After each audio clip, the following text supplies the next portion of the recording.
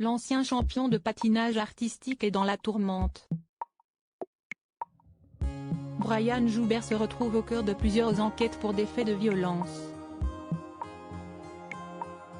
D'après l'OP, le patineur a aussi été visé ce mardi 29 août 2023 par une commission disciplinaire de la Fédération française des sports de glace. Brian Joubert a fait briller le patinage artistique français. L'ex-candidat de Danse avec les stars a été sacré 3 fois vice-champion du monde, 3 fois champion d'Europe et 8 fois champion de France. Son parcours a pourtant connu une triste fin.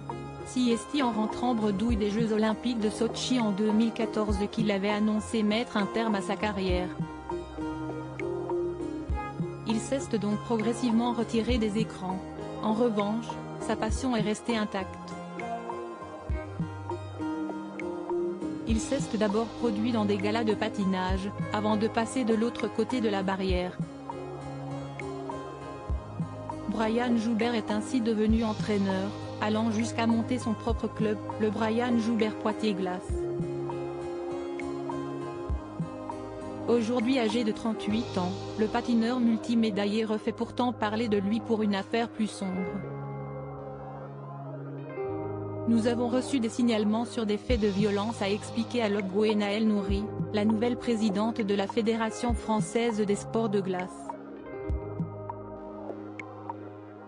Brian Joubert est sorti du silence après plusieurs signalements. Ces violences auraient eu lieu au Brian Joubert Poitiers Club. Gwenaëlle Nouri poursuit, nous avons donc saisi mardi 29 août la commission disciplinaire, ce qui est notre devoir. D'autres signalements ont été recueillis par Signal Sport, la cellule mise en place par le ministère des Sports pour signaler des violences, haine, DLR, et plusieurs enquêtes sont en cours, administratives et judiciaires. L'OP confirme qu'une enquête administrative a été ouverte à Poitiers, par le service départemental à la jeunesse, à l'engagement et au sport. De son côté, la justice s'intéresserait à une liaison entre Brian Joubert et une patineuse mineure, entraînée dans son club.